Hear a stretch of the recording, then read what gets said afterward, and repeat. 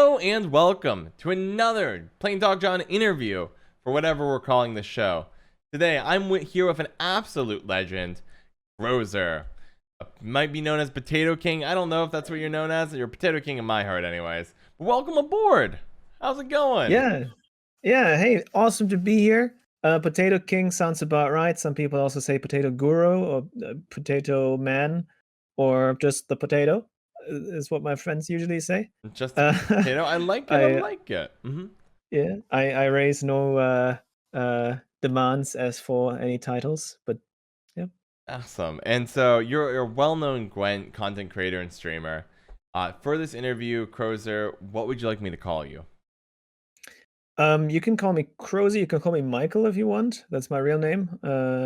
And I think potato is fine. You can rotate between those three, whatever is more comfortable to you. I know some people prefer real names when you like talk to the person and not just the the creator face. Yeah, I like that. So Um, let's go with Michael. Keeps it easy. all And maybe right. I'll slip up if I name slips in mind. You might see me call you Potato as well. And you can just That's obviously fine. call me John for this interview. No big deal. All right. All right. Well, for the first question, I kind of leave this moment up to you. Basically, I usually want to pick a spot earlier in your life and talk about the journey to get here. Usually, people pick up with their education or a little bit before they found Gwent. You can pick a spot you're comfortable with, and we'll start talking about your life from there. All right. So basically, I've been streaming Gwent now for almost 3 years. Mm-hmm. And when I started, I was still studying to become a teacher. I was doing my bachelor's at that time, I believe. I was just finishing my bachelor's and then went into my master's. I might be lying, and I was already doing my master's. But basically, throughout my Gwent career, for the most part, I was studying to become Master of Education, which I actually then concluded a Mm-hmm. few years in. Congrats. Last year, I became Master of Education. I'm teaching English and history. Wow. And now, yeah. So as you finish this, the final step of your education in Germany is the teachers training, which is outside of university, where you actually go to the school, start teaching there, and then the Ministry of Education sends inspectors regularly to check on your lessons to see if you're doing a good enough job, if your lessons are educational enough, and all that, and if you know all the teacher Mm-hmm. tricks and if you're using them right. And basically, that's the stage that I'm in right now. That lasts 1.5 years. Right now, it's actually summer holidays, so that's why I can be here in South Africa. You might see Mm-hmm. this is if anyone's here who watches my Mm-hmm. usual streams. Usually, this is not my room. Yep. This is Jess's room. You might have seen at the last interview, actually. And Mm-hmm. yeah, basically, that's why I'm right now enjoying my holidays. Teachers training is really tough. Can go into more of that later if you want as well. But just as introductions goes, that's Yeah. basically where I am. And I stream Gwent as a hobby. I really love streaming. I love streaming this game, and there's actually so much to say about so many of these things. But I think maybe you're better at structuring the questions in a meaningful way. Well, I'm glad you have a lot to say, so I'm looking forward to it. And we're definitely going to be diving into your teaching. You seem extraordinarily passionate about it. And you put in clearly a lot of work to go through bachelor's and then master's, and now you're in this last observation period. That's quite a journey to Mhm. get there. Let's back up a little bit. Let's back up a little bit. Would you rather? I'll give you an option here. We can go down talking a Mhm. little bit about how you discovered Gwent, because I know you. In my research, it sounds like you found Gwent before you started streaming Gwent, so there was definitely a transition somewhere along there. Or we can Mhm. talk about where you discovered your passion for teaching. Which one are you more interested in starting with? Oh boy, probably the discussion, the passion for teaching is probably um, a bit further down memory lane. So maybe we can start there, All right. and then. But I would also love to talk about discovering Gwent and starting streaming. But yeah, let's start chronologically. Okay. Passion for teaching probably started happening when I was in 10th grade, and I was, in math class. I was okay at math. I would like, I guess, in taking the American grading system in like a B, B plus kind of situation. Nice. I feel that. And I had so the person sitting next to me was struggling a bit. So I started helping them out a bit with doing the calculations and just trying to explain what the teacher had explained to us, I was trying to explain to Mm-hmm. her in more simpler ways, and I realized like it actually worked out pretty well, and it just kind of was like a I don't know, like a cozy feeling explaining something to someone and seeing that face of realization and like them benefiting from the fruits of understanding what I was able to explain to them, uh, That's which awesome. was of course very simple like Mm-hmm. type of teaching, right? Yeah. And kind of and kind of from there, when you kind of have to make up your mind, okay, what are you actually going to study after you get your high school education? I was like, I mean, I really like English, and I actually started out with geography as my second subject, but was not so fun at university, so I switched to history, which was also one of my passions. Nice. And yeah, that's kind of how I started getting into it. And then while I was already at while I was still at university, I was already able to do some jobs at coaching schools where I gave like tutoring lessons to students who were struggling at school Mm-hmm. in English. And from there, I was able to get jobs as a sub at some other schools already while I was studying. So I was starting to get opportunities to actually work. And the more I worked, the more I realized this is actually something I really like. Um, and that, yeah, it's just not just the act of teaching, but also just to hang out with young people and because I like to identify as young still at 27, but just like I to mean, I hang out with feel young that. people, like Also all 27. that. Mm-hmm. So that's like, yeah, something I just enjoy. And I don't know, sometimes I don't really feel like a proper adult yet. I guess just got engaged with chess. It's kind of like an adult thing to do, but Mm-hmm. I feel like a kid at heart, and it's nice to hang out with other young people. I like that. So there's this. It seems like a beautiful path of chasing a passion, where not even maybe a passion, but just a feeling you discover in not the subject you're ultimately going to teach. Discover a feeling that you like. You say, this is good. I could do this. And then go to college. You find subjects that you like. It clicks. Geography didn't work out. Swap to history, another passion.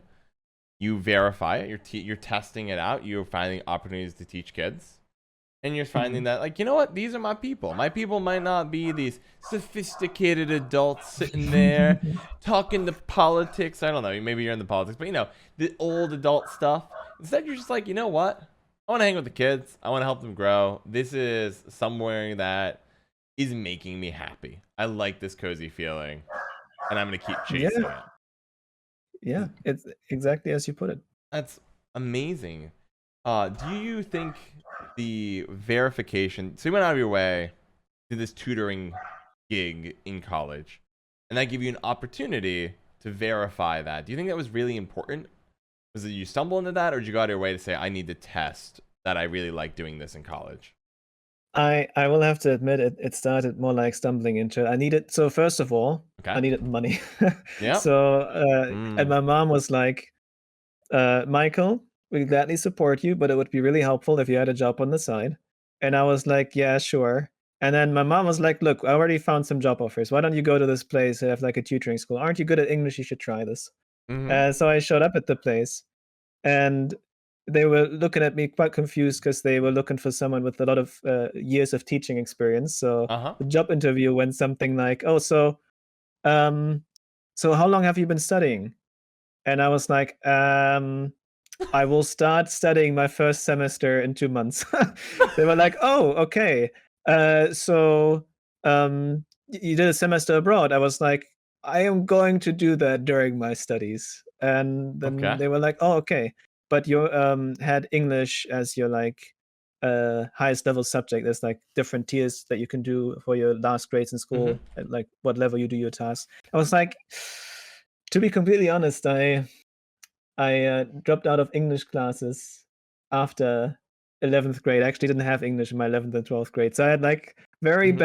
bad credentials technically. And they were like, okay, well, you're already here. You might as well give it a try. And then they just like, without any more prepping, any more explaining, they kind of just tossed me into the first group I was supposed to teach. And it just kind of clicked. I mean, I was good at English because I was going to study it. I had done some courses to like actual language tests that I could prove Mm-hmm. that my English was good enough. And so at least I could show up with that. And then I was good enough to help these kids immediately. And it kind of just clicked with on a personal level. And they were really happy with me. It also might have helped that their other teacher that was supposed to replace, they really hated them. So they were like, yeah, let's take this guy. And I was probably the ones that the students liked the most. And they were like, you know what, let's go for it. Have like 1 or 2 classes, you start teaching. And then if things go well, we expand from there. And that's I kind of how it started. love And that. then, Hmm. yeah, it just worked out really well. Like the students were happy, my boss was happy. And from there, having that later for my teachers training, all these Hmm. opportunities to already teach gave me a lot of confidence as well, like standing in front of classes. And like when you come to school and for the teachers training, you're not afraid standing in front of 30 people because you've done it so many times before. You Hmm. like know some certain ideas for lessons that you know are just going to work out and everything. So you come in there and they treat you in the beginning as if you're like a newcomer, and they have that expectation, a very low expectation, and then you Hmm. can impress them already kind of having years of experience and that showing. And I even had one of my instructors asking me, they were very impressed the first lesson. They asked me, you've taught before, right? And I was like, yeah, I might have been like teaching for 5 years already. And then she was like, yeah, I can tell. And that's like, I Hmm. think a good way to start off and um, yeah, No, get started with the teachers training. that's awesome. I love that story because I think it shows a couple things. One, sometimes in life you just stumble your way into something, and you have no idea where it's gonna go. But if you don't show up or you don't try something new, you're not gonna get anywhere. And sometimes it's Hmm. like, okay, I don't know what's behind the door, but I need some money, tutoring, probably can do it. Let's just give it a go. And the motive versus the result are entirely different, right? You get a job in fast food or a small restaurant, but that gives you money. But now, because you were able to do something that was a little bit of interest, boom, now you can, hey, I got this experience. Later off, it pays off when you go. Right now, you're being observed. You've already done teaching. You know what you're doing. So less stress, less worry, better results overall. You also were able to defy the odds. You say, look, I have no real experience here. And everyone at one point, if you're going to become a teacher or any job, you're going to have a moment where you don't have any experience. You have to be like, yeah, I'm kind of looking to get my foot in the door. And you got that perfect star alignment. They hated the teacher, and they gave you a chance to just show off your stuff, and it worked for you. Something that just clicked. I love that. Shows that a little bit of luck, a little bit of stumbling, and also a lot of skill to pull off that initial first appearance where they're looking for years of experience and you got none. You were able to turn the script on its head and make it all happen. That's fantastic. Yeah, I'm That- pretty glad it worked out that way. yeah, you should be really glad it worked out. I mean, we fast forward today. You put in a ton of effort, and you're almost a full-fledged teacher. You just gotta get for this observation period, in which you're Hmm. better equipped to succeed at than probably many of your peers because you have a background with a little bit of teaching already done. Hmm. So you go through college, you have your 2 degrees, and then is it right after that you jump into masters and having to spend a couple of years on that, or is it 1 year? How does that work? Yeah, so the way it works is you're supposed to do 3 years of bachelor and 2 years of master. Okay. I ended up studying for 8 years in total. I kind of stretched it a bit Tell me about towards that. the end. Mm-hmm. Ca- What Sorry, happened? Or tell me about what that. happened? That is clearly an Yeah. anomaly. So tell me more. Well, it's not like I ever failed any subject. I just started taking fewer courses every year because I felt like there were other interesting things to do. I did a semester abroad in Namibia, for example. Ooh, Um, how that was was that? before I met Jess. Um, And it was because in England, when you study English, you have to do 1 semester abroad in an English-speaking country. And I could have gone to the States, I could have gone to the UK or to Canada or Mm-hmm. to like any other country, but I wanted adventure because I felt like at that point, ever since I'd been 16, I'd never actually left the country anymore. Uh huh. And then when I had to go for a while, I wanted to do something cool. And Namibia, there was like someone I know who had been there in Namibia before, who'd like connect us to a hostel where I could stay, where they had like a deal with the school that you can go there and teach at the local school. In Mm-hmm. Windhoek is what the capital is called. And I can stay at the hostel, and it was pretty affordable, the whole trip in that regard. I'd saved up money for it anyway. So I was like, yeah, let's just do that. And then I did the semester abroad. So that was one thing where uh, I like spent one Mm-hmm. like half a year, and then the next half I was just like, I don't know. I was like, yeah, I have to write these reports now on how it was there, and I should rather not take too many courses on the side. And then towards the end, it was just like 2 courses of university and like 1 paper I had to write, and I just enjoyed student life. Um, and Okay. eventually, also, 2 things happened. One was I Mm. started streaming Gwent, which we will surely get to in a moment, and the other one was getting to know Jess. And then I all of a sudden had so many other interesting things to do, and I was like, "Yeah, I can't do this and, like, do all the courses at the same time." So I really spread things thin because I guess part of me also didn't wanna stop being a student because it was, like, a nice place to be in for Mm-hmm. me. I really enjoyed going there. I didn't really want this teacher's training to start because it's very stressful. I knew it was gonna be very stressful, and I wanted to enjoy my streaming and all of that, and being able to travel a bit more freely without too many super strict limitations on when I can travel. Yeah, but Okay, that's basically why things took a bit longer. makes a lot of sense. And so I imagine German and college or university in Germany is a lot more affordable than I'm in the States. And so the idea of spending Mm. extra years slowing down your studies is, there's a huge price to pay. Rates are Oh not yeah. as generous. But in Germany, I know it sounds like Germany, and I know a number of other European countries, not nearly as expensive, much more affordable. So if you do want to take your time, pursue other stuff, you have that opportunity. Sounds like you took Oh full yeah. advantage of it. Oh yeah, for Uh, sure. I think Mm-hmm. it's like 300 euros a semester, so like 600 euros a year. I should go to college in Europe. That is, that's And it. that includes access to the library and a ticket for all planes and buses in the entire province that you can take at any time.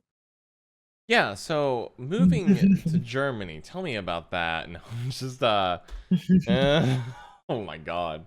I know it's like sometimes in the States, I'm like, yeah, it's really nice here. And I hear about that, I'm like, yeah, there are other countries that really have figured out some pretty cool stuff when it comes to cost and education. I don't know if you did, I think 5 years of university, Germany, probably pretty close to a month university in a number of Oh states. boy, crazy. Our state universities and states, or at least you could probably 5 for 1 semester very easily. Anyways, I digress. Tell me about your thrill for adventure, because I also enjoy thrill for adventure when studying abroad. I studied abroad in China, Mm. so I also like the Oh, idea that's cool. of, yeah, not too bad, right?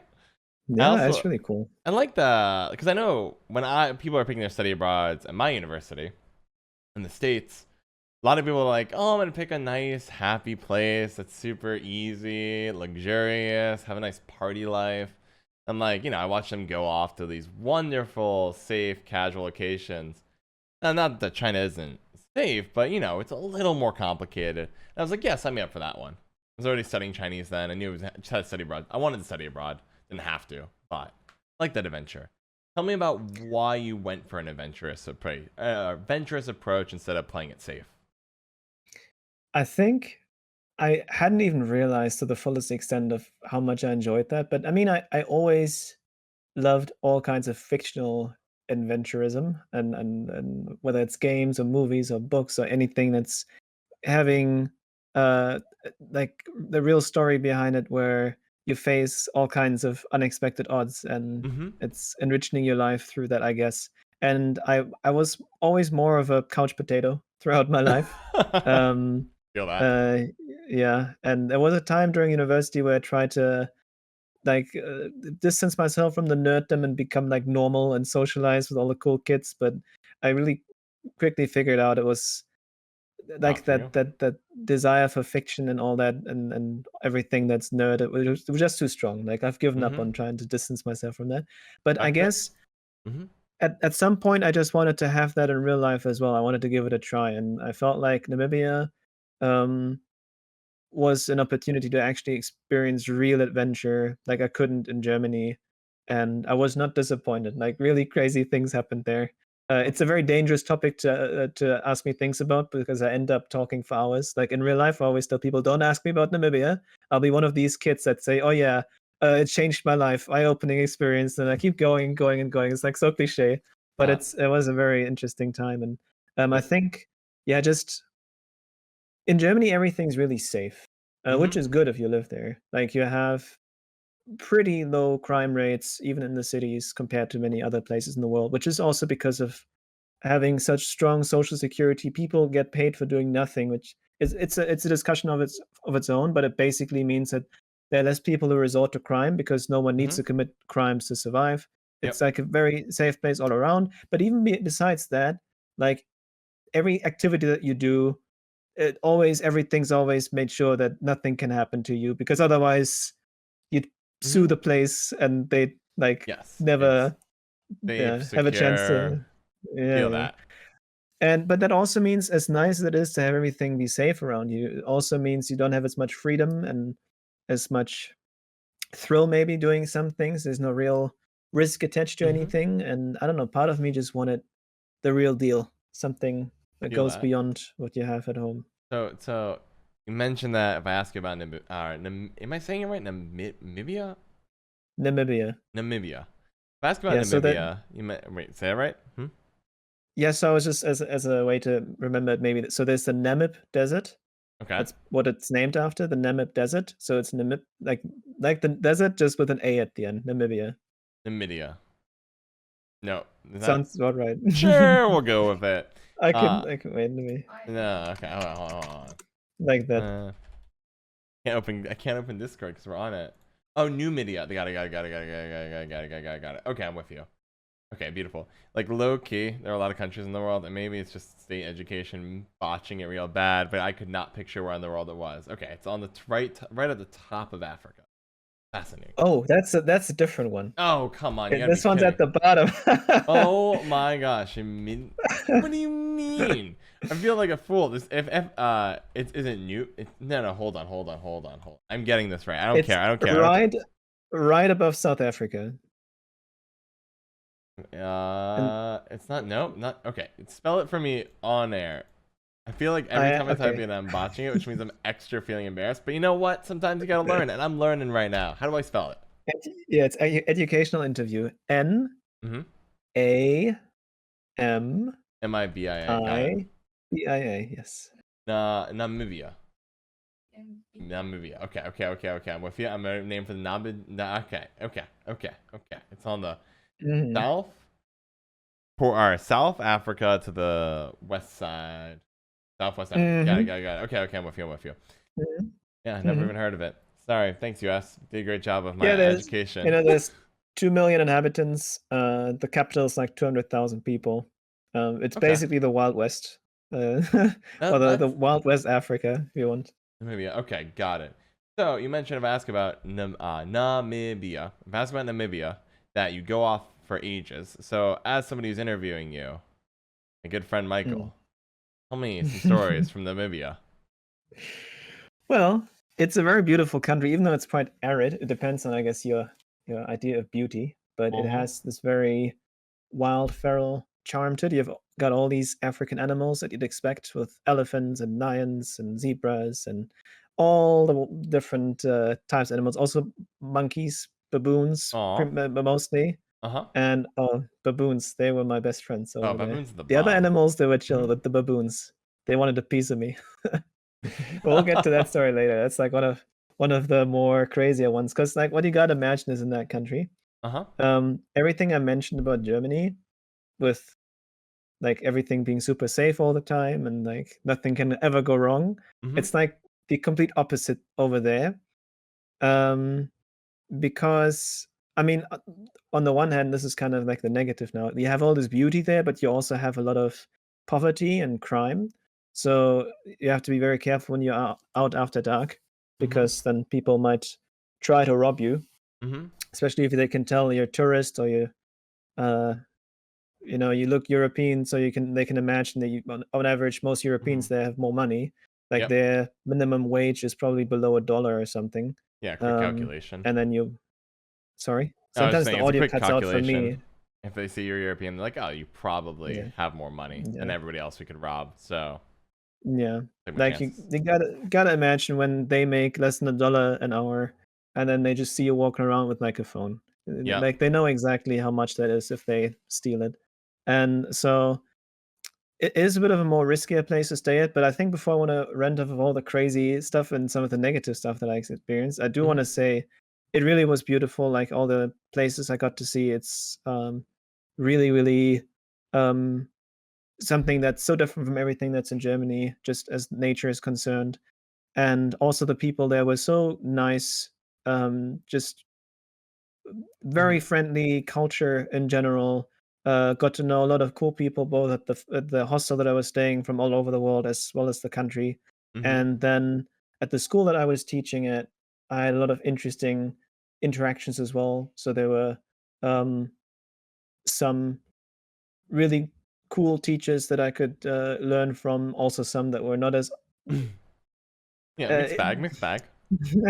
yeah, but, like, so a lot of positives, and I really loved my time there, and I knew I was gonna come back to Africa eventually, even after that ended. I didn't Mhm. realize I was gonna be to South Africa, to Jess, whom I met afterwards, Mhm. but, it it was a positive experience overall.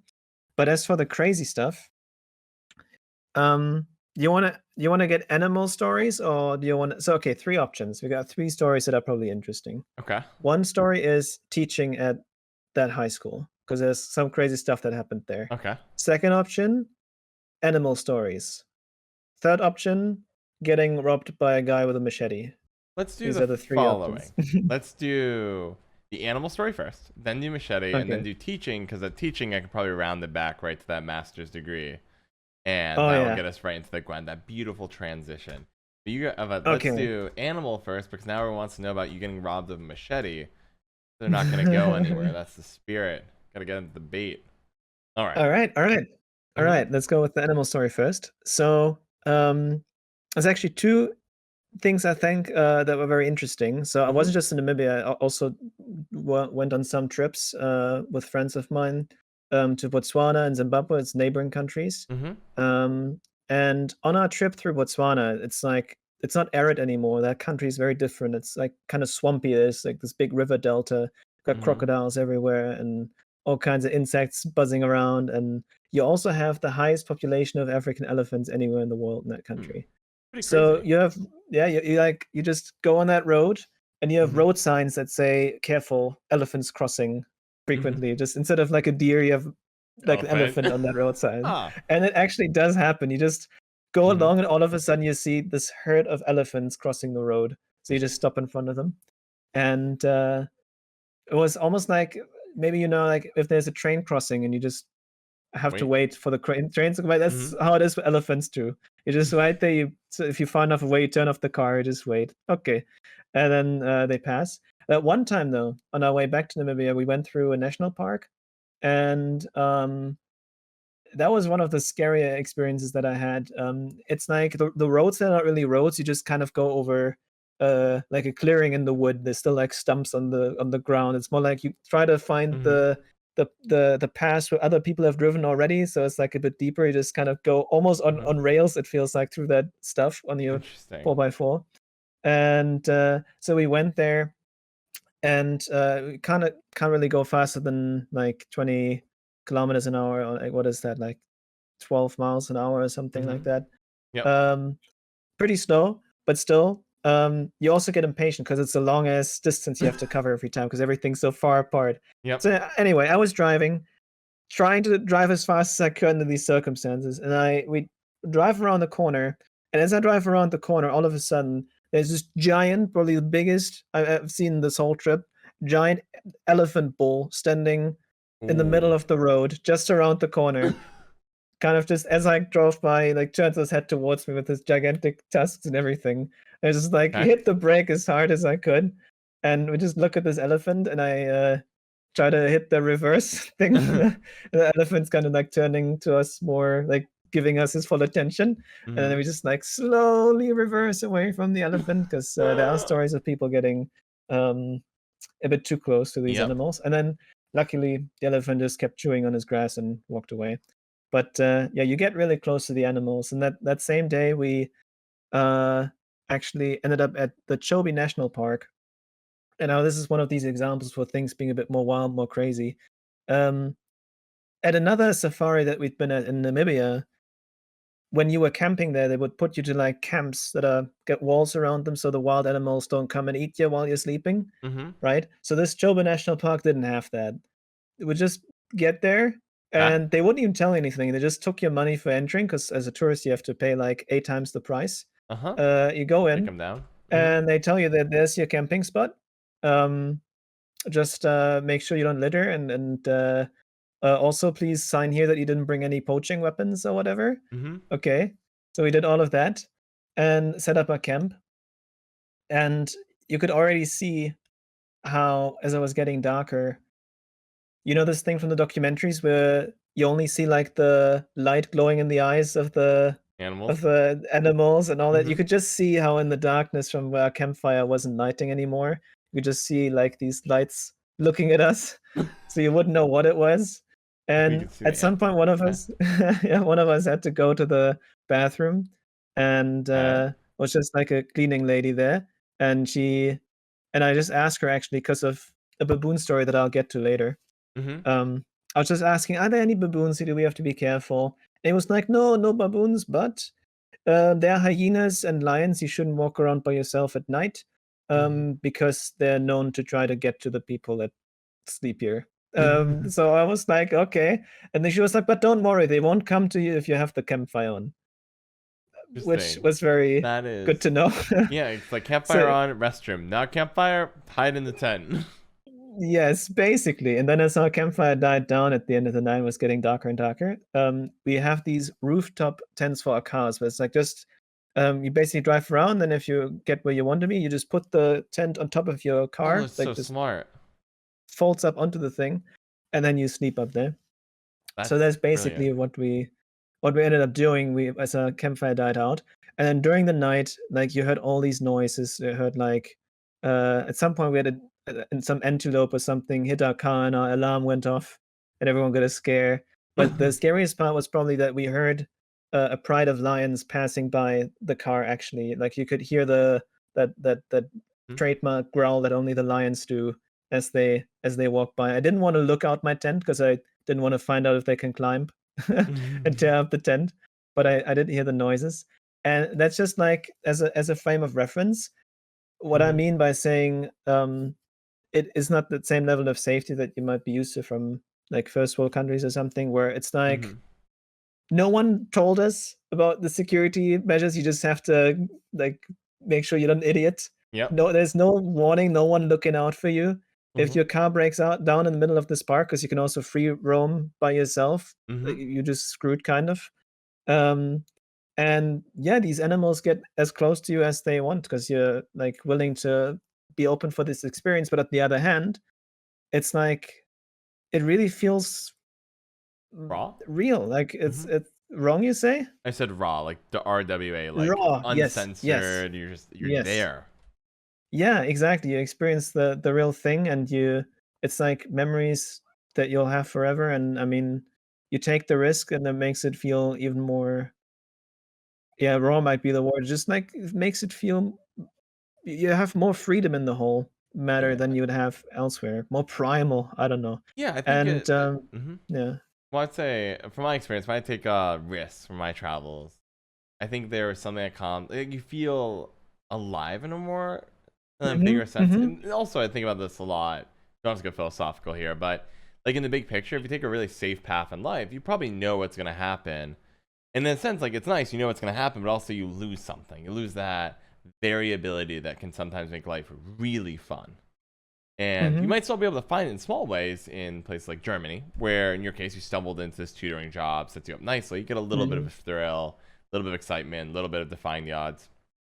But it's hard to compare it against, you know, camping a couple like 5 feet up above a Pride Alliance. That feels really raw. Hmm. Hmm. Reminds you what it's Exactly. like, how fragile life is, and all Yeah. the cool things you also are capable of doing while in life. Hmm. So, Hmm. I relate. I can sympathize, or at least I can sympathize with that feeling. Yeah, and I already ventured far more into this story than I wanted, because the real story, and then I think that's what some people have heard me say on my stream before, the one Hmm. that's even more making you feel alive, Okay. was when we were camping a different time, different park. It was basically the same situation again. We had these rooftop tents, and we wanted to have a barbecue after a long day of hiking and traveling. We were Okay. all quite exhausted. We were like 5 people, and yeah, we just got into this park. and we were the only people there besides one other couple that was staying a few spots further back. And they had Mhm. already warned us that there were baboons running around and they were quite aggressive, and especially like there was mating season or something, and the males actually sometimes confused the human females for, I mean, Okay. let's not go there, but we had to be like, they informed us we had to be very careful, shouldn't go to the bathroom by ourselves because they can get quite aggressive then. Um, so anyway, we were setting up a barbecue, was starting to get all the like the dips out and all the snacks and everything. We're just standing around the barbecue, and then there was uh towards the other side there was like a hill, I don't know, like 10 meters high or something. I don't have a frame of reference here, just like a bit of a steeper hill. Mhm. And then the top of the hill there was a baboon that just showed up, and we were all looking at the baboon, and the baboon was looking at us, and then the baboon started coming closer, and we were like, okay, so if this baboon just keeps coming closer, he probably wants our food. Definitely don't feed him. Let's see what happens. It came closer and closer and closer, and stopped. And then someone said, "Yo, guys, there's a second baboon in our car." And we turned around, and there was a second baboon sitting in the driver's seat of the car. It opened the door of the car. Didn't have it locked, but it was just Uh-huh. closed. So it opened the door, sat in the driver's seat, and it was almost like in some movie, Mhm. where it looked at us and we looked at it, and it just like the moment it realized we've seen it, it grabbed a bag of Doritos and jumped out again. And instead of just like running away or something, and these baboons are big. You might want to Google Mhm. Namibian baboon teeth. These things, Okay. they are like, they're Massive. not small little monkeys. These Yeah, guys yeah. are the real deal. I'm So with you. instead of running away with it, it just like circled around the car right to where our barbecue was. And so me and the other five guys had to make a decision.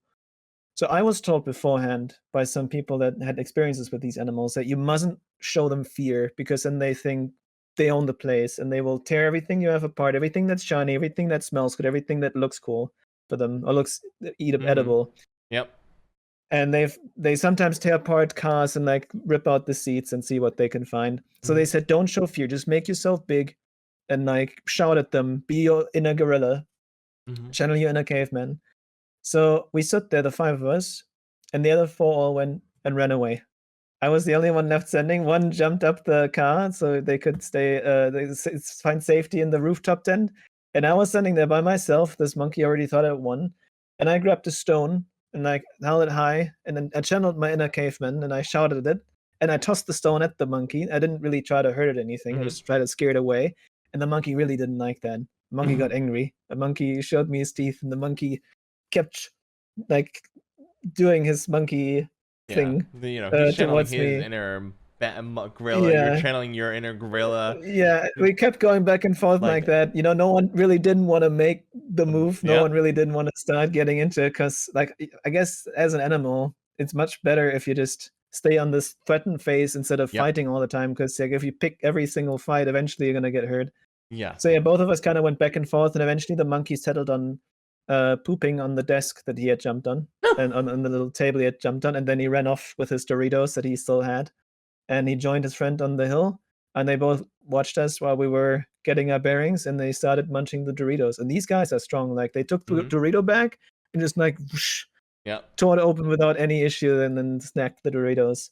They are clever and they are like really dangerous, and Mhm. yeah. They're there for the food. They'll do whatever it takes. Like, I think people underestimate what other Mhm. primates are capable of, and baboons are no joke. I mean, I have limited experience with them. Well, I have some. I've been to Tanzania, and Mm. I know baboons have a tendency to break into hotels and steal Mhm. stuff from them and Mhm. food. And whenever they see the opportunity, so they'll hang around the hotel until someone lets their guard in, and they'll just bolt in and grab stuff and leave. And it sounds like you have even a more raw experience because you're camping. You don't have like hotel protections or anything. You're sitting out there, you're just trying to have a barbecue.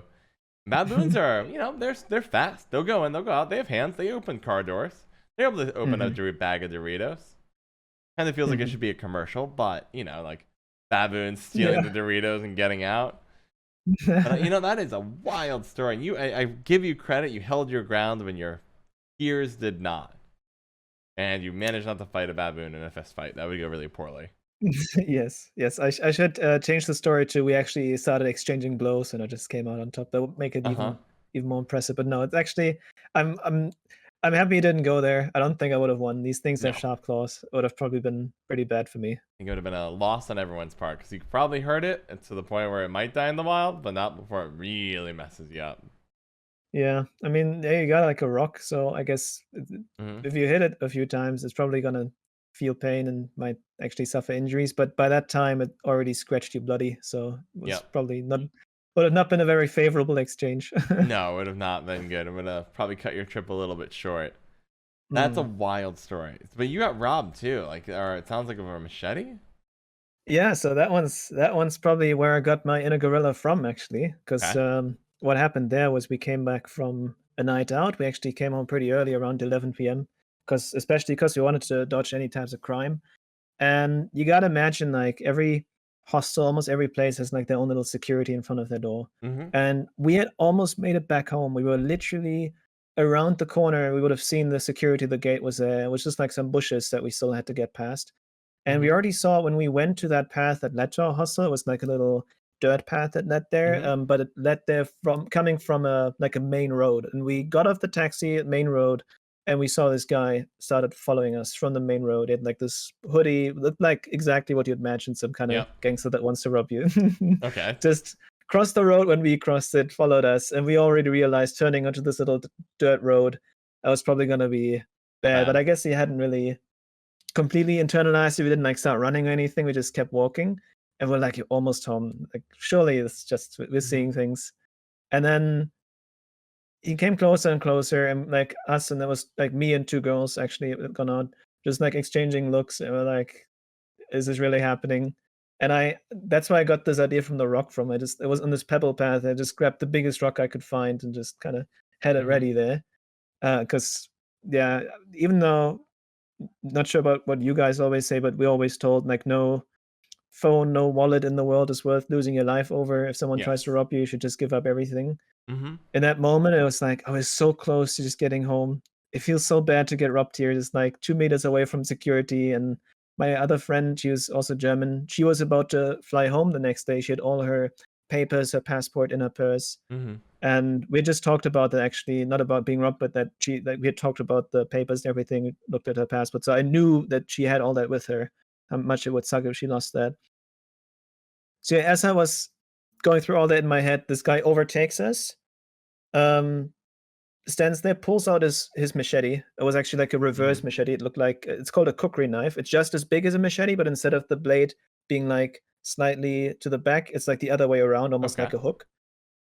Uh, and he just said, "Give me your money, give me everything." Like Mm-hmm. those were the exact words. It's ingrained in my head.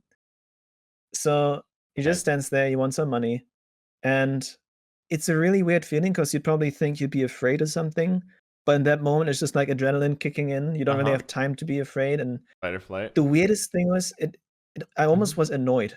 Like, I think the most feeling I was like annoyance for some reason. It's like, "Oh, no, are you kidding me?" Like, Really? frustration, annoyance, like, "Not Okay. like this, are you for real?" And so as this guy was busy trying to get the purses from my 2 friends, Uh-huh. he I'm not sure why, he, like, kinda ignored me. Like, you don't have to imagine these guys are Mm. not all, like, criminal masterminds. They just, like, Yeah. try to get a quick buck out of someone. Yep. Scary. Get the money and run. And Mm-hmm. so I managed to just, like, kinda circle around him and just get into a position where I could peek around the corner that we wanted to cross to get to our Mm-hmm. hostel and like signal to our security guys, we like help, like Mm-hmm. robbery, we need help. And like we made eye contact, and this one guy came out of his little hut that he was sitting in. So I was like, okay, these guys are coming.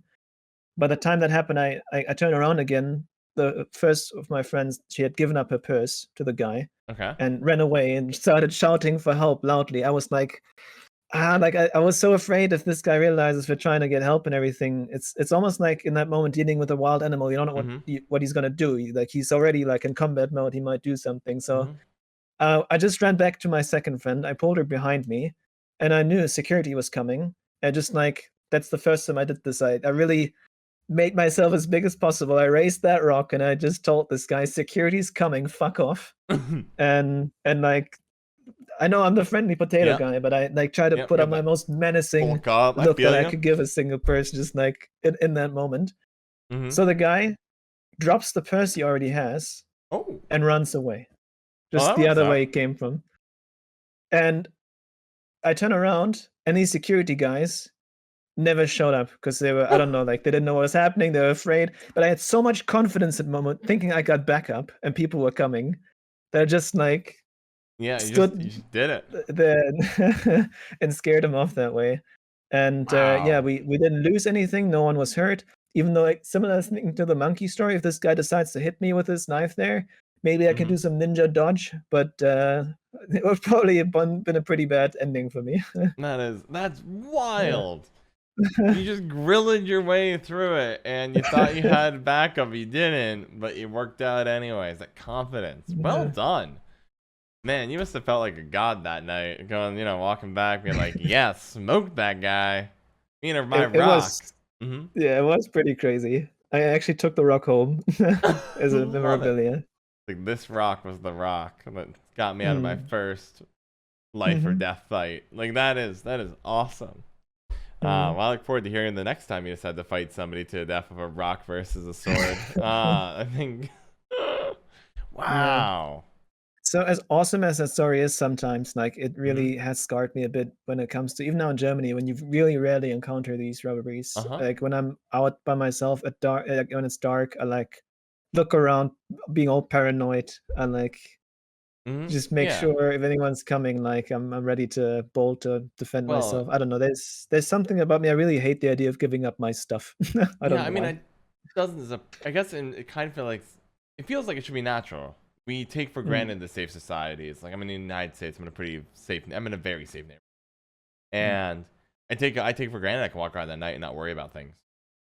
You got the taste of, hey, what happens when you are mhm, in a place where bad things happen and there might not be any accountability there, and it's a life or death, right? This is probably somebody who's not making much money, if any mm, money, might be out of a job, and their only way to live is robbed. So it is a life or death situation every time you encounter them. In Germany, you mhm, mentioned earlier, everyone's provided for. Not always great mhm, living, but there is plenty of wealth to go around to feed people. And now we're in a place where, welcome back, life and death is on the table. Welcome back to that wild side, that raw side of nature. Makes sense. Go mhm, back to Germany. You're like, wow, this is what people are capable of in less fortunate circumstances. But what happens if I mhm, encounter that one rare case in Germany? Like that feeling, it makes sense to me. That doesn't go away. I think mhm. it's Yeah. unfortunate in a sense of you lose your peace. But I think it also Mm. shows how studying, getting experience to other countries in the world can also change you very easily. Yeah, and these are just some of these stories where that's why I keep trying to say, like, I don't wanna sound like the cliché, but it really changes, like, it's such a cliché thing to say, but it does change your Oh, it perspective, totally like, does. experiencing this, 100%. like, you hear about these things, you see it in the movies, but then having it happen to yourself, Hmm. and, like, it it makes it way more graspable, and then, like, Hmm. it makes you way more aware of it, and makes you Yeah. understand, like, appreciate what you have here at home. It's crazy. Yeah, it turns fantasy to reality. You're like, oh, this is what the rest of the world has. This isn't a Wikipedia Mm, article. This isn't a news story. This mhm, is experience. This is life. I just went through this. mhm, And yeah, I'm glad you got through that. It's quite the change. In general, I love yeah, studying abroad and people going down and traveling because you learn so much about different countries. In your case, you really did have one of the riskiest experiences you could have. mhm, So, yeah, that's pretty darn raw. Dang. I'm glad you got through it. I hope I hope the experience isn't too scarring in the long run, or hopefully fades of time. Get a bit of back of that feel of yeah, I trust in mean, Germany, but I get y that it really lingers. yeah, yeah, but at the same time, again, like, that's why I wanted to go out of my way to say how positive many other experiences were. Just because some of this stuff happens, like, doesn't mean it was a bad experience overall going to that Hmm. place, and still, like, going to South Africa where there are some areas where it's also quite dangerous with crime and stuff, it's not like I run around here and I poop my pants every time, Yes. like, someone's showing up at night. I mean, I don't really leave the house at night, but in general, like, Hmm. uh, you learn to live with it. Like, it becomes a new normal that the safety that you known isn't there, but Hmm. you really then when you return, you're always like, "All right, now I'm back here, and I can actually rely on a lot of this stuff that you can't rely on over there," with also police and stuff really, being effective, and yeah, people not having to resort to so much crime to come by. it like you only start really realizing it when you make the transition every time. That's when it really becomes noticeable. Oh That boy, makes I sense. That did makes start sense. talking a lot about this now, didn't I? No worries, no worries. I was the one that turned you on to this subject, and I was very curious as someone who's also spent time studying abroad and Mm-hmm. loves traveling. So I blame me. Blame me for your long story. And we actually have one more story to go through there. If you'd mentioned one that will pivot us back eventually to Germany, Yes. which is Yes. how is teaching in Namibia. Got it. So, Mhm. so once again, so many interesting things. Lots of colleagues there that I really appreciated, that I had very positive interactions with. But also some stories where I'm like, you can tell that some teachers there don't go through the same training as they do in other countries, and where they also have a very weird sense of mm, what's the word here? Duty, maybe, Mm-hmm. where they start slacking off a lot and where they make very questionable decisions. Mm. So first of all, the first day I showed up, I was assigned to this other teacher. I was supposed to just sit there and watch his lessons because in the beginning, when you start teaching somewhere, Mm-hmm. usually you're supposed to get to know the classes you're going to teach. You sit there in the back, watch the other teacher teach. So it was like uh, this guy had a pretty full day that day. It was like from the first lesson to all the way to the uh, eighth or ninth lesson that day. So it was a full day of teaching. Mm-hmm. And so I was there. And every teacher there has their own room. So I was in his room with him. We did the first two lessons together. He introduced me to the class. I spoke about them, spoke about Germany to them, and they introduced themselves to me and just had some friendly encounters. And he did Yeah. like one task with them about some poem they were reading. Nice. And then he was like, "All right, Michael, look, it's break time now. I'll be right back. Um, and you can just wait here, and then the next class is gonna come in any second." Yeah. So he went, and he came back like 3 hours later after I had completely on my own had to teach 2 or Oh. 3 more classes that Okay. had arrived in the meantime, completely without preparation, without knowing what was even going on. He just disappeared. Okay. And then he came back later, and he wasn't even like, "Oh, I'm so sorry that I left you," or something. It was like, "Oh, how is it going, Michael?" And I was like, Mm-hmm. "Yeah, I've just been teaching these classes. It was an interesting experience." And I was like, "Oh, yeah, would you mind if I, let you do the last one as well? There's something that's come up." And he was, like, dealing with some kind of student that, like I think that some student had brought weed to school, and he'd like to deal with that. But it was just very Mm. interesting that he just left me there, and I did all Yep. my stuff, and like, we hadn't talked about how experienced I was. It was Yep. just like, You, uh you made it work, but that definitely sounds disorganized. Was that teacher from uh no I keep botching this name. Namibia. Namibia. Namibia. Was He it a was Namibian actually teacher? South African. He had South moved to African, South interesting. to Namibia. Yeah, Okay. wow. I'm looking at Jesse with, like Mhm. like, you guys Yeah. here. Uh, no, but, there were other teachers, like, this guy, at least, like, when he was there, he was pretty much being a pretty decent teacher, and he Mm-hmm. was a great, speaker when there was they have these assemblies where they always, uh, talk to all the students, inform them what's going on and everything, and he was sometimes he was a great speaker. Interesting. But just that part was kinda weird.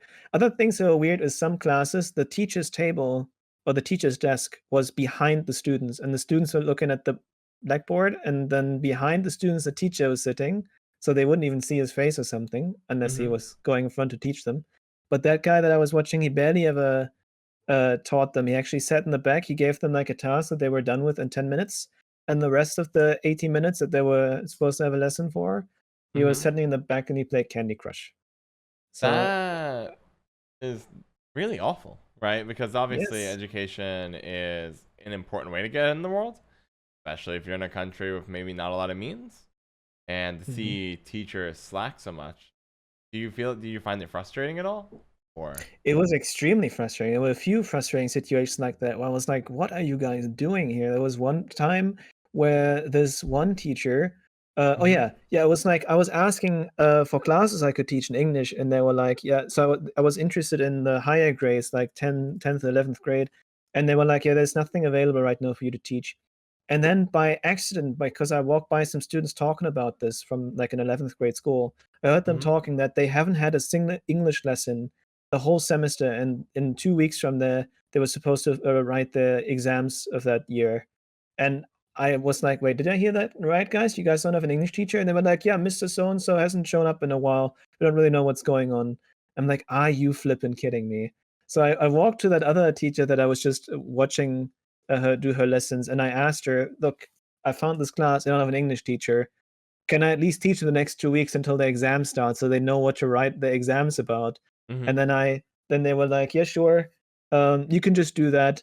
And I had to squeeze the entire content of 1 semester into 2 weeks trying to teach them so they would get Oh. anything done. And then the worst part was the part that pissed me off the most was, so this other English teacher, apparently she had material that would help you prepare for the exam, Mhm. and so I sent students there on the second to last day, because that's when I learned about this. You didn't bother about telling me about that earlier. Mhm. Sent them there asking if we could get some copies so we could use them in class and use them as exam preparation. Mhm. So I sent them.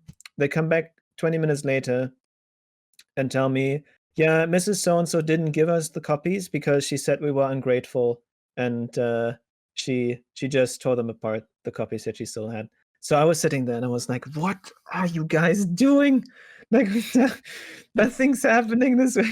Like, are you insane. kidding me? That's awful. It's oh god, it just Uh, reeks and of. then Anyways, tell me more. Tell me more.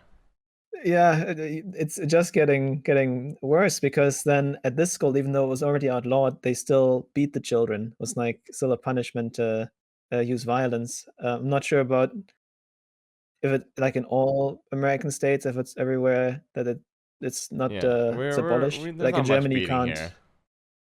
Hmm? There's not much in talking about America. There's not Mm, definitely not in public schools. And maybe some mm, parents will reprimand their children with spankings and such. But that's yeah, about it. Other than then you start crossing the child abuse, but that's a little bit different.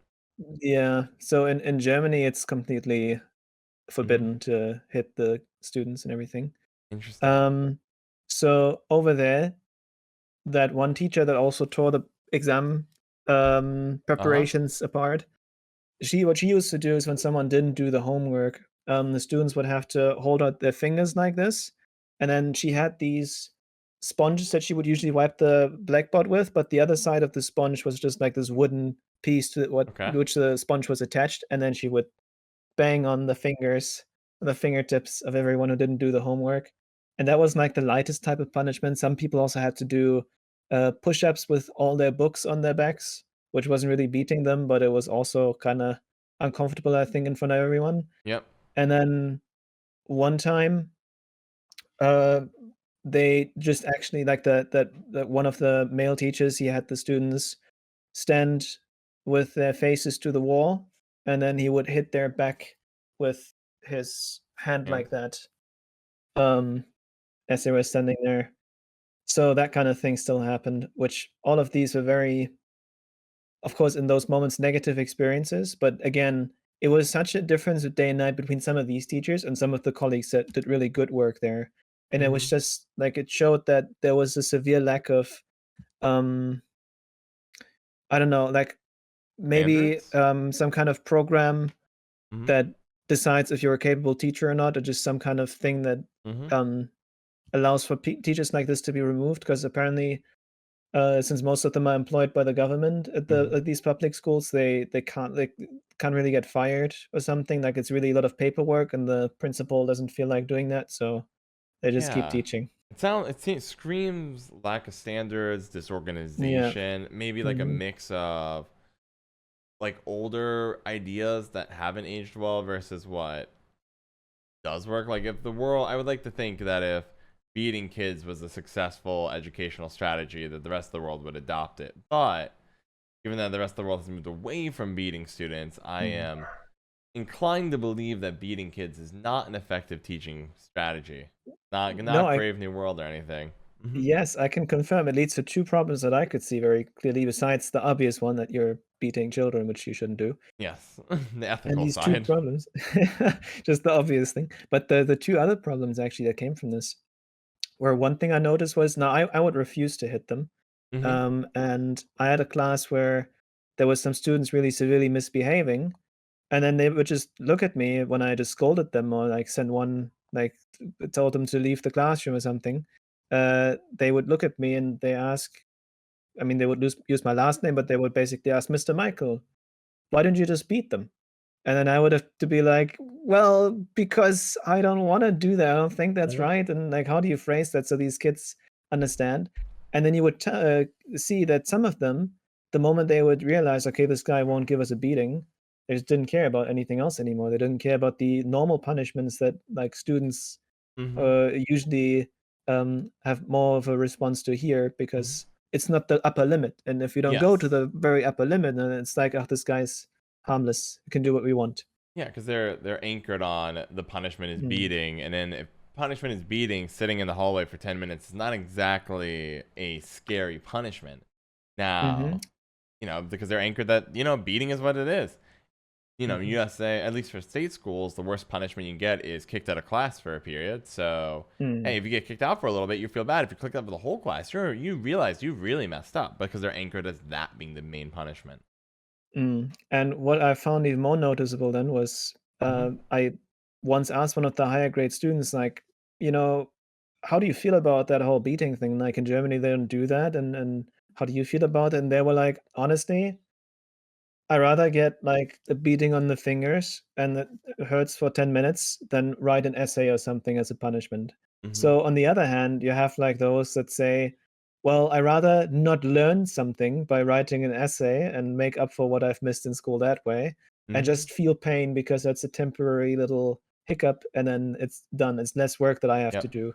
So, So, it's like this whole idea of punishing there, it fails on so many levels where some people just become more and more unruly and the amount of violence that you have to use just escalates more and more, and others just mhm. even use that mechanic and say, well, then I can skip work and just get a beating, it's fine. So it's like no one really learns anything that way. That's Besides yeah. that violence is an option, I guess, which is kind of a sad lesson. Yeah, it's sad, and it's just like, oh yeah, now I'll take pain instead of learning. Might as well Mm, structure all the punishments around learning. More effective for punishing mm, and more productive. But seems like a lot of shortcuts and people just not putting the effort. It sounds like you have some good colleagues, right? It's not a story of everything is terrible. It's a mhm, story of mhm, a lack of organization and standards and mhm, discipline, resulting in a mhm, wide variation of really great teachers and absolutely terrible ones that should not have mhm, never been a teacher in the first place. mhm, And that's rough. And you're in this school teaching, seeing the beatings, and being like, yeah, that's just illegal in my country. I'm watching kids getting beaten. mhm. That's Yeah, mhm. it was an experience, and then at the same time, I saw some of these kids, the talent they had for stuff. I really actually like one thing they did. They didn't do this at German schools, not sure how it is for you guys, but they had a lot of programs really furthering students' practical talents as well. It's stuff like also music and even things like cooking and singing. Sorry, we're already singing, but like performance arts in general. Mhm. Like we did this celebration for the final year passing the exams and everyone coming together. This was all pre-COVID, of course. Mhm. Uh, Yeah, it's way and back. so there was like a cooking contest, and the best team got like a cool prize. There were like rappers and musicians coming. Well, I was asking, "Oh, wow, do you guys hire like some local Mhm. stars or something?" Because it was really, really good. And they were like, "Oh no, this is just students from the final grade." They were so Wow. good. They're giving them so much support and stuff like that.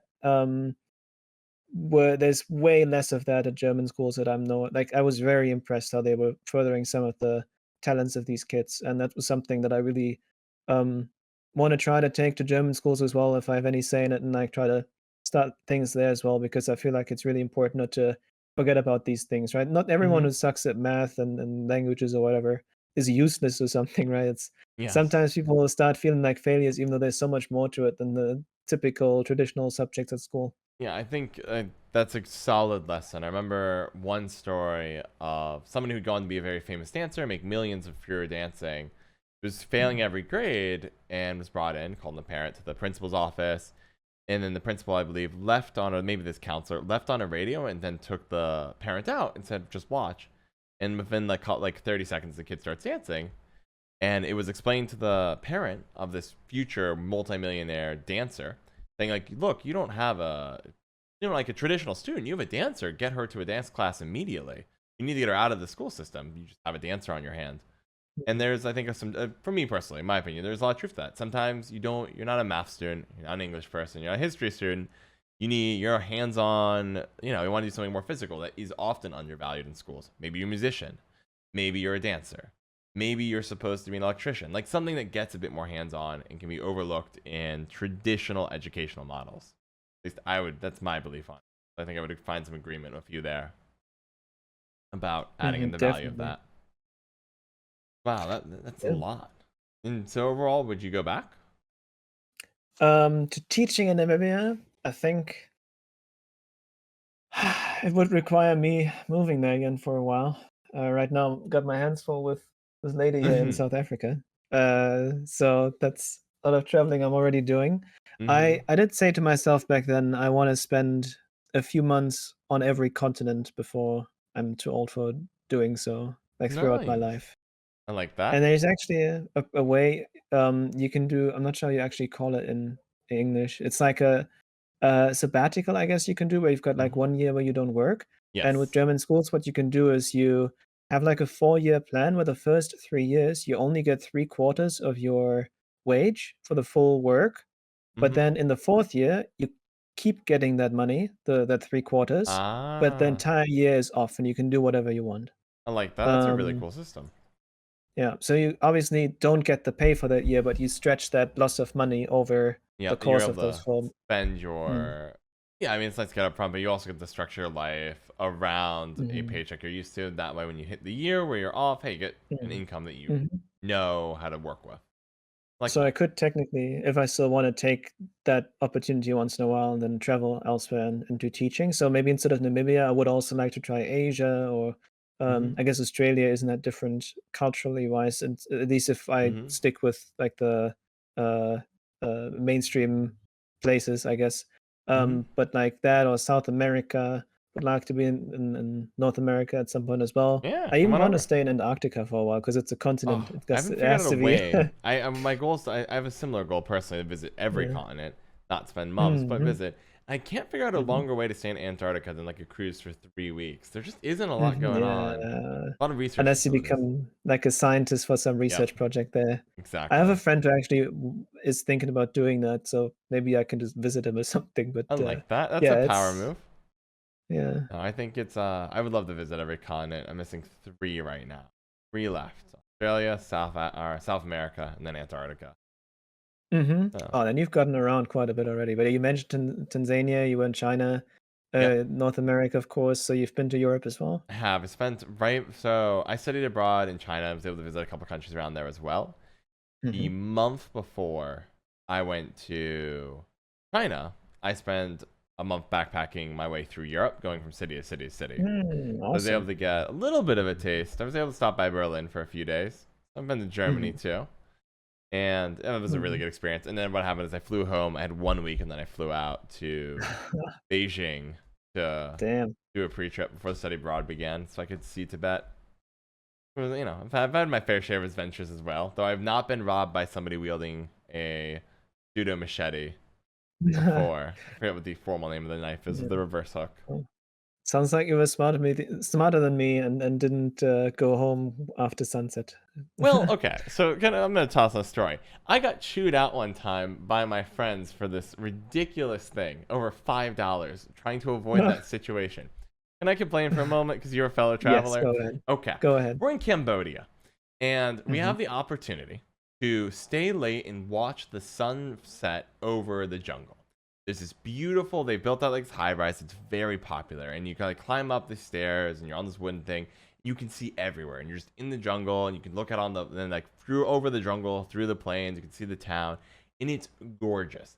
You have the opportunity to stay there, and if you weren't super into so a lot of our people we were with on that trip were party people. They're just trying to party, so they weren't into it. But 4 of us were. 4 of us were down for doing this. But I was worried about what happens after dark hits if they run out of transportation back. Because the idea is you're going to pick up a tuk-tuk, which is like basically a motorcycle attached to a small cart. And I look Mm. at that, I'm like, okay, is it probably fine? Sure. But can we just rent the bus that we're on right now? and it cost Mhm. us $5 per person. $5 per Mhm. person, and we've guaranteed bus back to our hotel. They know exactly where it is. And if there's Mhm. no public transportation, it's an hour long walk through the jungle at night with no lights. No, it's just a poor place. It turns out at the end of this beautiful sunrise, there were plenty of tuk-tuks.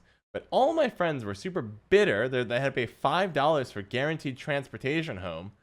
And anyways, I found that super annoying because like for $5, we guaranteed ourselves avoiding a mile or two, which is several kilometers, because I realized only the United States uses miles, a several kilometer walk through the Cambodian jungles in the dead of night.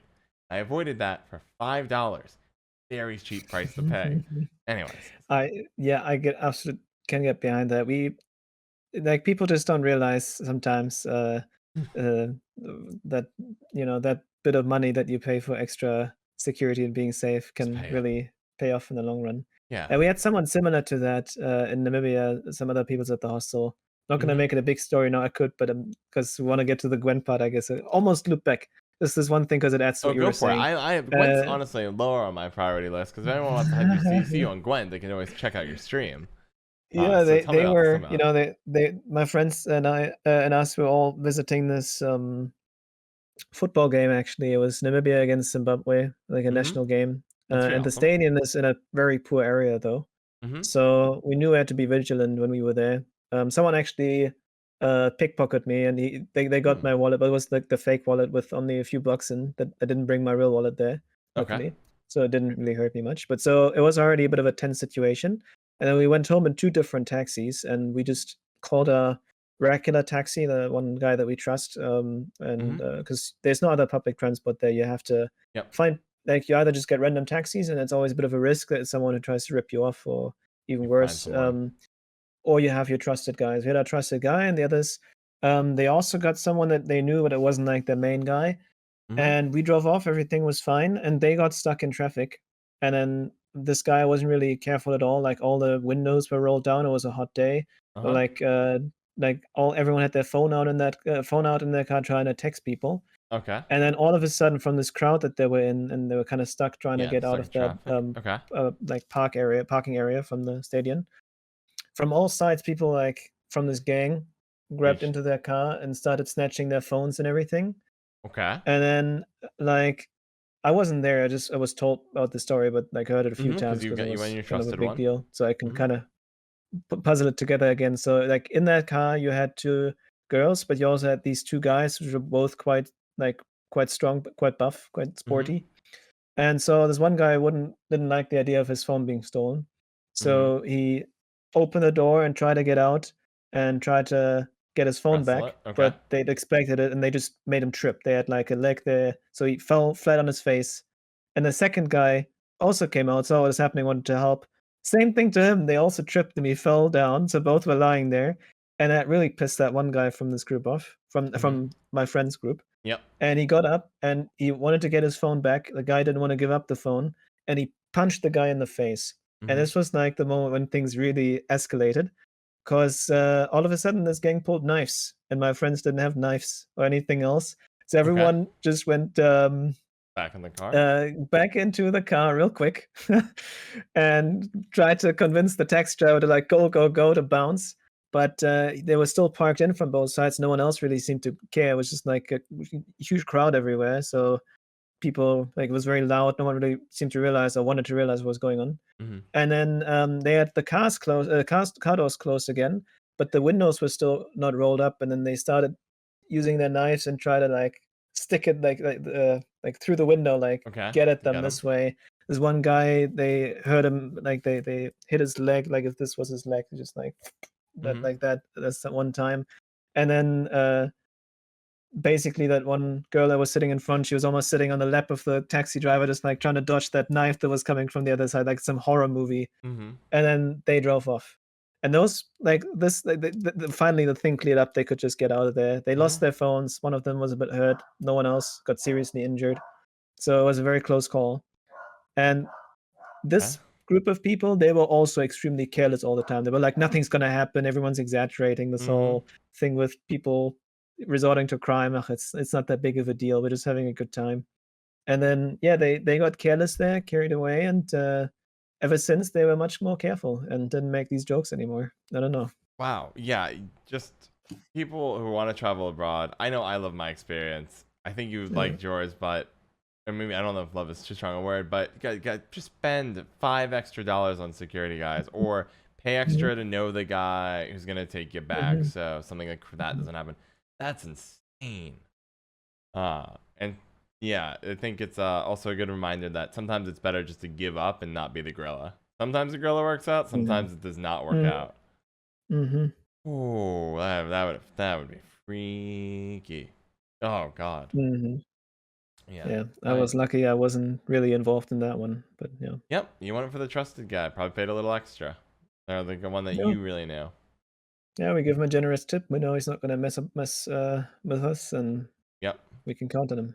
Yeah, I think it's a reminder also like minimum wage if you're in a country where it's dollar or less, you tip $5. Okay. Mm, You just tipped mm, 5 hours of work. They're gonna mm, be able to answer your call next time and hook you up. mm. That's insane. Yeah. That was brutal. Sorry, friend. I'm sorry for your friends. I'm glad they all got through and learned the lesson about serious injury. Mhm, mhm. Yeah. Yeah, crazy times all around. But Mm-hmm. maybe I can make, the turn here. I think it actually Okay. does work out, coming back to Gwent, All right. because like, um, basically, I came back home, I Mm-hmm. finished my studies more or less with I think at that point, I had already gotten my bachelor's finished. I was just, starting to really get into the home stretch for the master's, and then there was this friend who hit me up, and he basically said, "Didn't you play The Witcher 3? There's this card game now that they made for it. Seems Mm-hmm. kind of fun." And I was like, "Ah, yeah, it was kind of fun to play Gwent, but can they Mm-hmm. really make this a standalone? I don't know." He was like, "Give it a try." So I played a few games with them, and I kind of got hooked. This was closed beta Yep. in I love closed beta. Mm-hmm. 2016 or 17. I don't know. When was I in Namibia, Jess? So it was 2017 when I came back, or 18. No, it must have been 17. Yeah, I think it And was I 17 or started 16. playing. Oh, actually, no, it was even before. Yeah, I I think even it was started playing 16 based on before. one of your tweets, if I recall. Yeah, because maybe you know better than me. That's when I started streaming, but Well, I've already because Mhm. so the whole joke is actually I was still playing Gwent in Namibia. Really? Yeah, yeah, I That's was playing awesome. Gwent in Namibia, but not streaming. Just playing. So I already played it there. Hmm. It must have been 2016 then when I Yeah. started in 2017 when I went to Namibia, something like Yeah, that. I think for your time, based on what you've tweeted, because that's how I have to research you. Mm. I really only have one option, which is go for your Twitter. It was like It's late fine. 2016 was closed beta for Gwent for you, and 2018 is when you started streaming. Oh, okay. Exactly. My God, you know it I perfectly. tried my Cool. best. You were Uh, actually a hard person to research because you mostly retweet and don't tweet about yourself. So I took what little things I could find from your Twitter and wrote them all down. Fun. yeah, yeah. Uh, Anyways, please. so so yeah, the funny thing then was actually, if you go to my Grandmaster's profile, Mm-hmm. you will see that there is not a German flag next to my name, but a Namibian flag, because I The guess when flags in they there. put me in pro later, they for some reason thought I was Namibian, and Ah, so to this day, even if you go check right now, it says I'm Namibian. that's Now what happened awesome. was, yeah, what happened was, is that Jess saw that, and she was like, "Who's this Namibian playing Gwent?" Because that's like the country is right above hers, right? It's just Mm-hmm. right next to hers. And Namibia, as I said, is like this pretty underdeveloped 2 million people country. Who would play Gwent there? And Mm-hmm. so I think I came to her chat randomly, and we started talking. She was like, "Wait, aren't you that? I think you knew already that I was German. Aren't you that fake African?" And Ah. it was like a nice way to start talking about all of our experiences and like similarities and differences between South Africa, where she lived and or lives, and Mm-hmm. Namibia, where I had been. Um, and then we started playing Gwent together. I'd already started streaming myself at that point, but yeah, that's kind of how I got to know Jess. Which like the Namibia angle was, even though I didn't get to know her there, I didn't Mm-hmm. even know of her of streaming. I didn't even stream at that point, but it was like that was kind of the icebreaker, I Like guess, the yeah, spark for this where it happening. begins. Icebreaker works. Icebreaker works. I think it's a better term. Nice. And that's how you get like got a little bit of that connection from your. That's so interesting. How you go on this crazy adventure, and Mm, then starts mhm, dominoing things. Other things start mhm, moving. That's completely unexpected because now, of course, you and Miss Lady J are engaged. Pretty wild. Mhm. Mhm. But we Who would will. have thought? That is pretty crazy. So I'm with Yeah. you now. You've finished up your study abroad.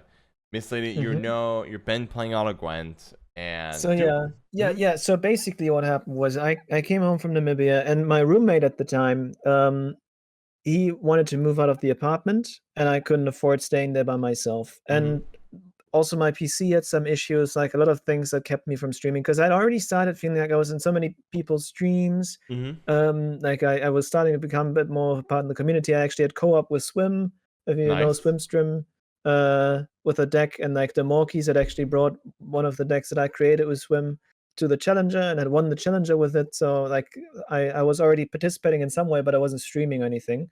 I mean, as a teacher, you also stand in front of all these kids and try to explain them what's going on. And also at that time, I didn't have Jess yet. I didn't really Mhm, have friends to play Gwent with. That one guy who introduced me to Gwent, he kind of stopped playing. So I was all by myself playing all the time. I was like, wouldn't it be nice to like have some other people with you when you're playing this game? And mhm. then all these streamers seem to be having fun. You could give it a try. Um, and then I was like, okay, just gotta wait until I move to my new apartment, one that I can afford on my own, and my PC is fixed. And basically, all of that happened. Coincided with me being on holiday from university, and then I just started Nice. streaming, and things really picked up from there. Like I think my most successful months ever were the first 2 months. It was the month before or 2 months before the Homecoming release. Mhm. That's when I started streaming, and Interesting. I was at that time, I was probably the best that I've ever been at the game, was ranking pretty high and, quite successful. And it's not that I I'm not gonna stand here and say I suck at the game now or anything, but, Yes. I have yet to reach such, heights again, I do realize. All I do right. like to think I'm, like, okay at the game after almost 10,000 hours of playtime, but, I'm no Cordemon or anything like that. I haven't had the chance yet to qualify for an open. I've tried a few qualifiers, I've gotten quite fast sometimes, but yeah, basically throughout my time, I've become more and more of a streamer, I guess, and less of like someone who's trying to compete for Mhm. the Gwent money, because it's also with all the teachers training and the studying going on and working and having this long distance relationship, which is awesome, but obviously also takes some of my time that I don't want to spend with grinding Gwent, right? Mhm. It's like I don't have this ambition anymore to become number one or anything. I just do my streams, have fun, take pride in being in pro ladder all the time and trying to sometimes go for qualifier, maybe get a lucky shot and make it one day. But that's kind of why I ended up getting to. That makes sense. It's also like these days there are people who still compete full time. I interviewed the big Kukurazina on the show, and he explained how he dropped university. He's doing it full time. He's just grinding out Mm, qualifiers and opens, yeah. getting as much prize money as possible. And if you're saying I want to Mhm. teach too, well, you can. It's just that while you're teaching, getting through all of that, there are people right now who are incredibly good at the game who are grinding it full time, hunting those Mhm. prize dollars, fueling their living that Mhm. way. Makes sense. Mhm. And it seems like you did the transition really well. You have a very loyal audience. You're pretty well Oh known yeah. as the potato. Where'd the potato come from? Because that's how you brand yourself. You have a potato with a little knight outfit attached to it. This question always has to come at one point, and it's always one that I like to answer by I'm glad to saying hear that. that, well, actually, it started with one meme that was already in the community, and that is what the people really found the voice line of the Alba Spearman really funny. And it just like the Alba Spearman just says mashed potatoes with thick gravy. Mm-hmm. That's what he says when you play him randomly for no lore reason. He just says that. And people found that really funny, and I found that really funny as well. It was one of my favorite voice lines.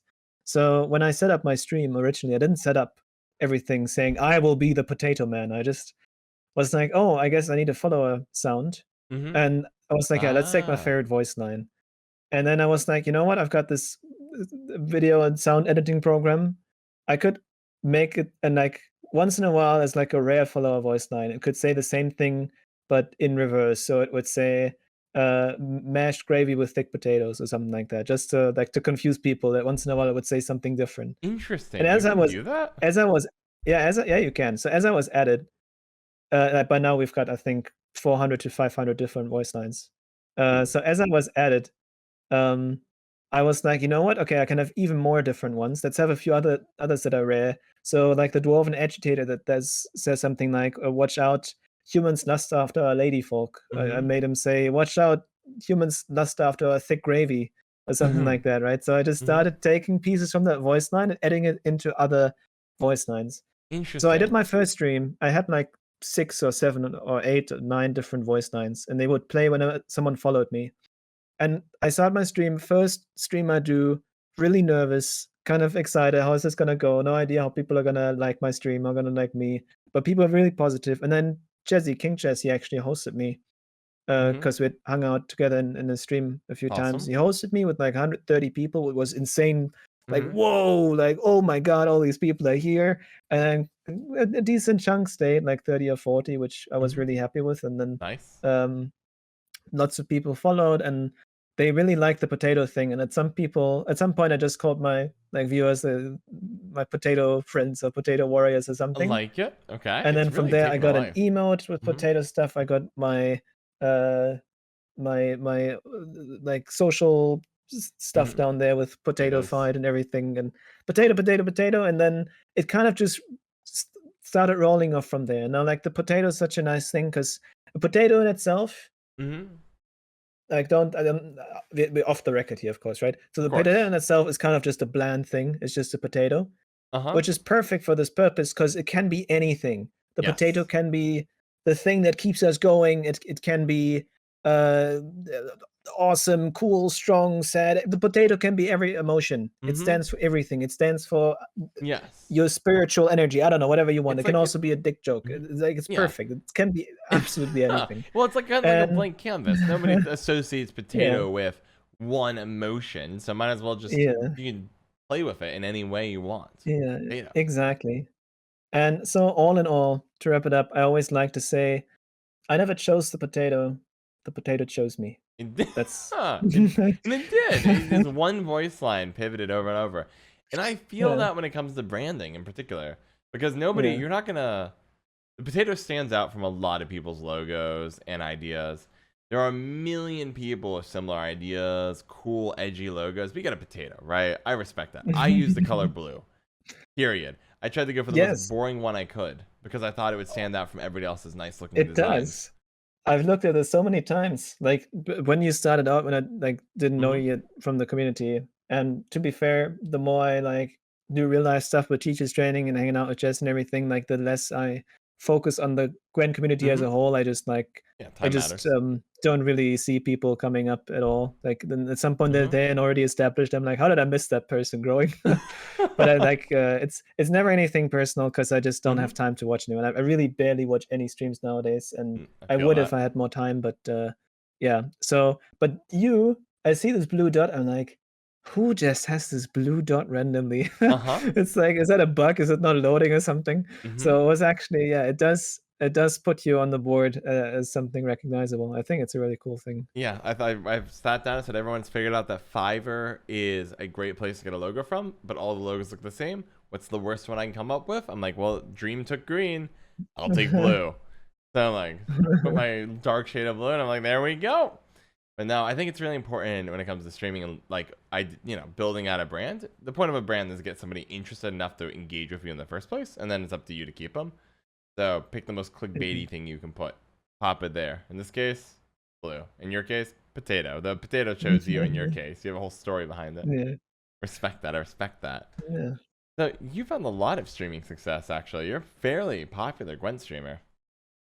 Uh Yeah, mhm. yeah. I mean, I like to think it started with uh, very great promise.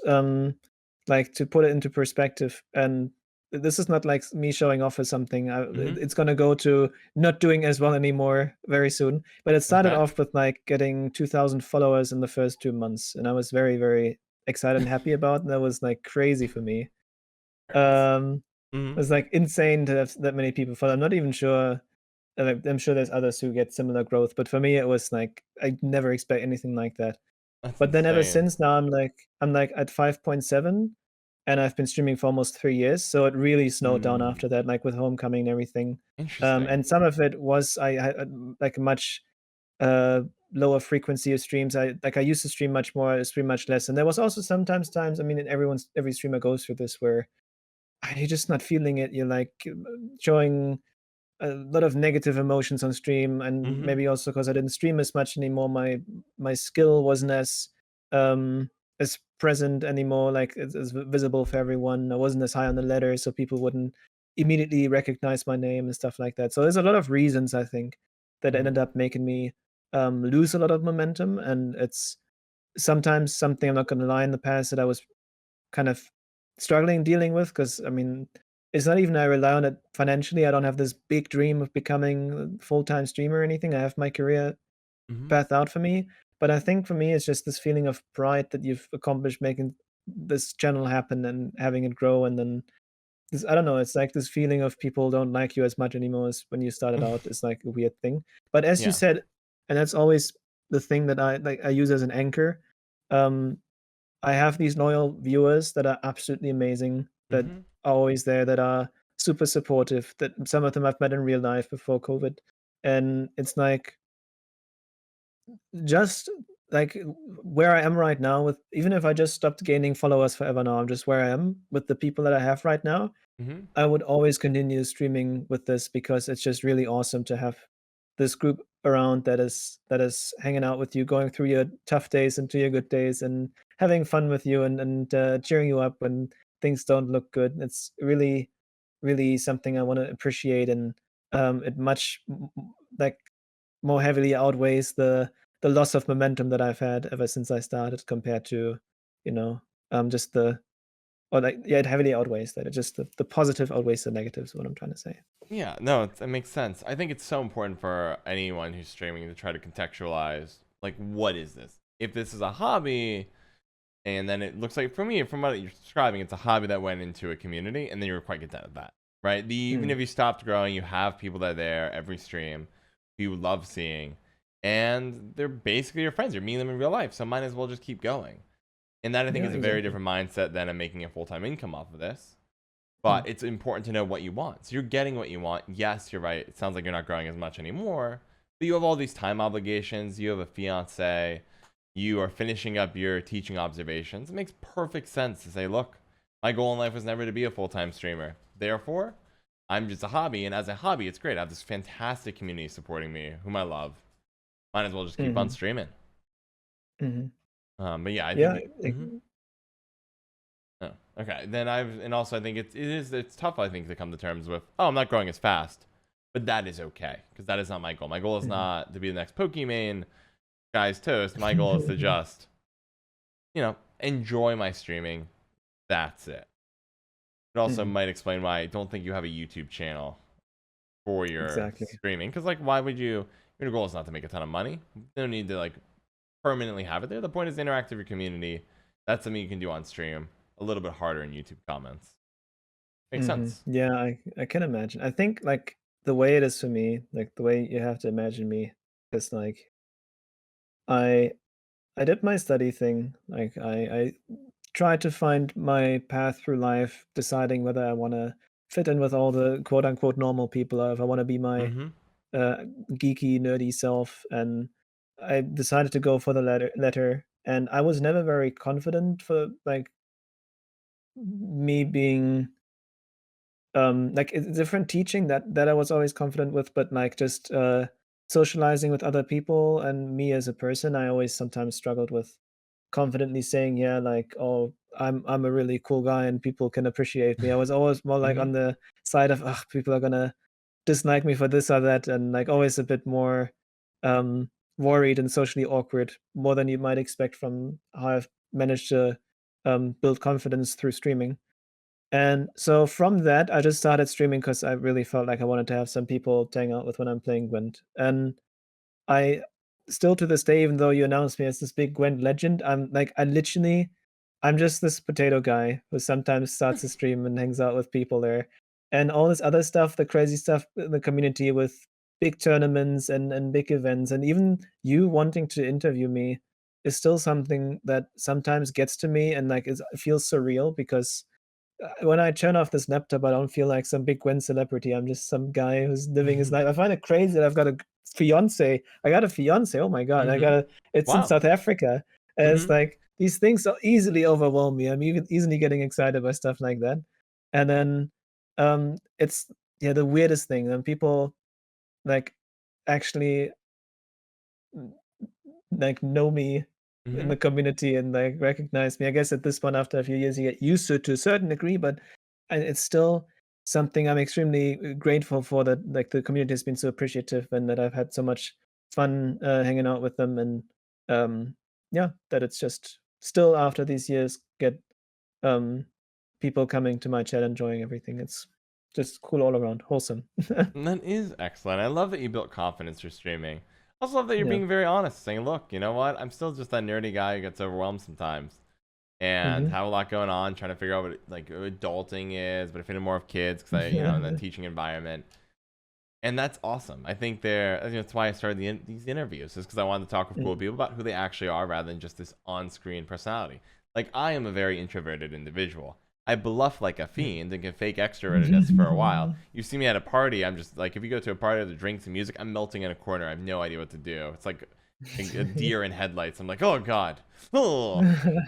So there is a lot of truth to just the one. It's streaming is a cool way to socialize with people, build out confidence. Two, communities matter. Three, there's definitely a difference between what you see on the camera and what you see behind the scenes. Everyone's a real person, and we all have lots of things going on. That's fantastic. Michael, thank you so much for coming on the show. This is your Thank you, John, moment for of having me. fame. If you want to tell anything to the people, now's the chance to say your heart out. Well, I guess since this is more of a personal interview, I also just want to give a very honest and genuine thank you to obviously to you, John, for having me Oh, here, but also welcome. to the community for for having changed my life so significantly, and having been so accepting of me as a person and so supportive in so many ways at so many times. Like you gotta imagine, I started out moving into like a new apartment, kind of being so sad that my roommate had like left, and um, finding my footing, who I wanted to be in the world. And then I start with this whole streaming thing, and it's become such a regular thing in my life to engage with all the people that I got to know through all these people that I got to know all over the world.